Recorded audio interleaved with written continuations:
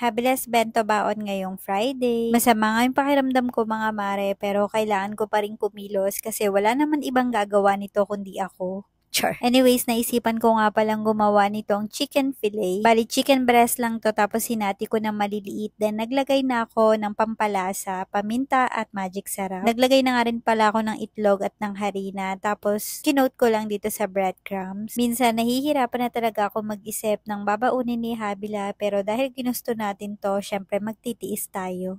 Char. Pinrito ko nga pala mga mare tapos ayan, kinat ko lang siya ng maliliit para mas madali nang kainin ni Habila. Wala na naman nga ako nabiling prutas dahil tinatamad talaga akong lumabas at napakasakit nga ng ulo ko. Anyways, ayan mga mare, naglagay na nga pala ako ng mga biskwit. Puro biskwit nga tong nilagay ko ngayon mga mare, babawi na nga lang ako next week. Naglagay nga rin pala ako ng rainbow mallows at naglagay na rin ako ng food peaks. At eto na nga yung simpleng bento baon ni Habila ngayong Friday.